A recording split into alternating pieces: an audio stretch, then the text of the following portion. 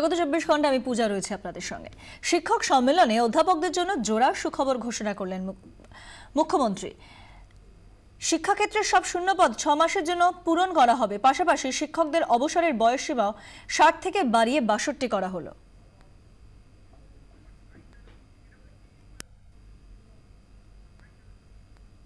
যে শিক্ষকদের পোস্টগুলো এখনো পূরণ হয়নি, এডুকেশন মিনিস্টার আমায় জানিয়েছেন আগামী 6 মাসের মধ্যে সেগুলো পূরণ করার কথা। তাহলে কি হবে, অনুমোদিত পোস্টগুলো পূরণ না করলে ক্লাসের টিচার না থাকলে ক্লাস হয় না। এটা কিন্তু একটা বড় প্রবলেম। এই প্রবলেমটাকে সলভ করতে হবে। আরে যারা বড়রা আছে তাদের জন্য বয়সটা আমি 62 করে দিই। নতুন এবং পুরাতন সকলকে নিয়েই কিন্তু শিক্ষা তৈরি হয়। সুতরাং আপনাদের প্রণাম সালাম এবং অভিনন্দন জানিয়ে বলি, কখনো ভুল হলে রাগ করবেন, কিন্তু আমাকে গালাগালি দেবেন, কিন্তু অভিমান করে ভুলে যাবেন না, অভিমান করে সংঘাতে যাবেন না। ভালো থাকুন, সুস্থ থাকুন, সুন্দর থাকুন। শ্রেয়সী গঙ্গোপাধ্যায় আমাদের প্রতিনিধি রয়েছেন আমাদের সঙ্গে টেলিফোন লাইনে। শ্রেয়সী, নতুন বছরের শুরুতে সাক্ষাৎ কল্পতরু মুখ্যমন্ত্রী মমতা বন্দ্যোপাধ্যায় শিক্ষকদের জন্য।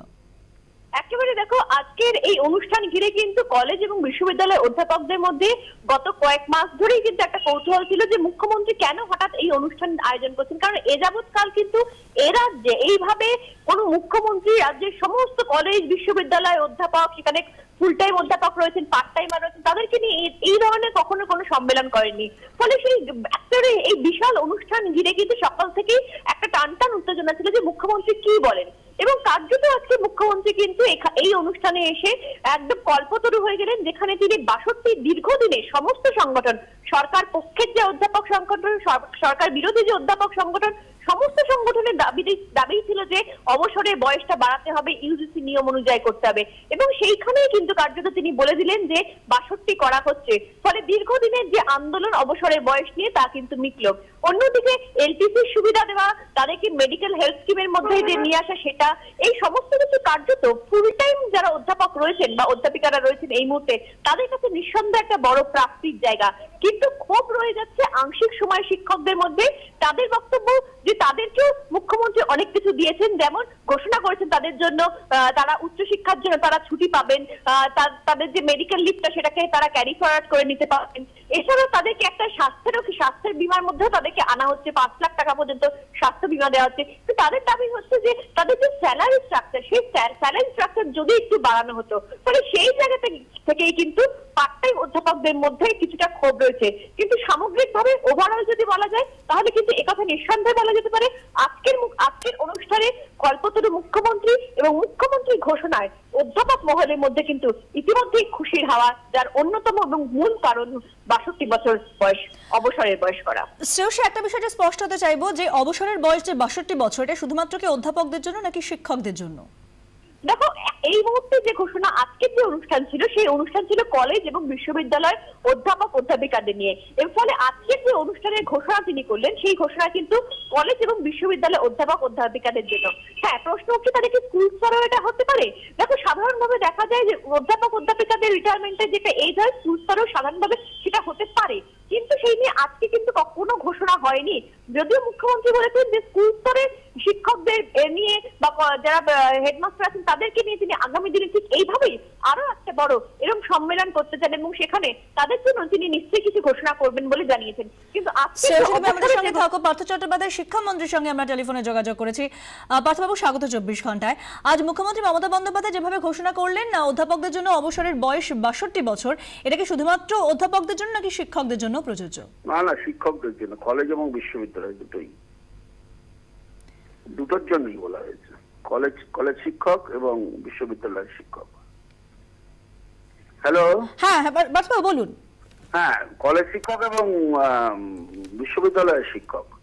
শুধু বিজ্ঞপ্তিটার দিকে লক্ষ্য রাখুক, এটা কবে থেকে ইমপ্লিমেন্টেড হবে মুখ্যমন্ত্রী এবং অর্থমন্ত্রীর সঙ্গে কথা বলে আমাদের প্রধান সচিব সেটাকে ঠিক করে সার্কুলার দিয়ে দেবেন। তারাও যেটা মুখ্যমন্ত্রী বলেছেন সেটা হচ্ছে অধ্যাপকদের 24 মাসের ছুটির কথা বলেছেন। যে সমস্ত সিডব্লিউটি, পিপিটিআই যারা আছে, মানে contractual teachers and partial teacher, যেটা পিটিটি, যেটা সেটার এই দুটো যারা কলেজে পড়ান তাদের ক্ষেত্রে দেখা যাচ্ছে যে উচ্চশিক্ষা লাভ অর্থাৎ পিএইচডি বা এমফিল বা এই জাতীয় এই সমতুল্য বিষয়গুলি যখন তারা পড়তে যায়, এতদিন পর্যন্ত তারা স্টাডি লিভ পাচ্ছিল না, এখন তারা স্টাডি লিভ পাবে, তাদের কর্মজীবনের 24 মাস তারা পাবে। এটা অধ্যাপকদের বিষয়ে বলা হয়নি, বলা হয়েছে যারা কন্ট্রাকচুয়াল টিচার্স এবং পার্ট টাইম টিচার্স কলেজের। আর পার্থবাবু, এলটিসির ক্ষেত্রে আমরা দেখেছিলাম এর আগে রাজ্য সরকারি যারা কর্মচারী তাদের জন্য প্রযোজ্য ছিল, এবার থেকে তাহলে শিক্ষক অধ্যাপকদের জন্য এটা প্রযোজ্য হয়ে গেছে। এটা আমরা ডিটেলস ওয়ার্কআউট করছি, সেটা আমরা জানিয়ে দেবো, ডিটেলস ওয়ার্কআউট করছি, কারণ আমাদের তো এখনো প্যারা টিচার রয়ে গেছে, তাদের বিষয়টাও দেখার কথা, আমরা সবটা দেখেই করব। কি ধরনের ফিডব্যাক পাচ্ছেন পার্থবাবু আপনি অধ্যাপকদের কাছ থেকে? এখনো পর্যন্ত কি জানাচ্ছেন তারা? এটা জানাবার কি আছে, এটা তাদের বহুদিনের কাঙ্ক্ষিত জিনিস। আমরা শিক্ষার উৎকর্ষতা বাড়াতে চাই, আমি বারবার বলেছি নিয়মানুবর্তিতা চাই, আমরা পঠন পাঠনের উপরে জোর দিতে চাই, আমরা ছাত্রদেরকে যাতে ক্লাসে আসে এবং শিক্ষকদের সম্মান দেয় তার জন্য আমরা বলি তাদের সঙ্গে সুসম্পর্ক স্থাপন করার, অর্থাৎ সবাই মিলেই আমরা একটা সুন্দর বাংলা এবং বিশ্ব বাংলা তৈরি করবার ডাক দিয়েছেন মুখ্যমন্ত্রী। ধন্যবাদ। শিক্ষামন্ত্রী পার্থ চট্টোপাধ্যায় আমাদের সঙ্গে ছিল। ধন্যবাদ শ্রেয়সী গঙ্গোপাধ্যায়, আমাদের প্রতিনিধি ছিলেন টেলিফোন লাইনে। শান্তিনিকেতনের ধাঁচে বোলপুরে তৈরি হবে বিশ্ব বাংলা বিশ্ববিদ্যালয়।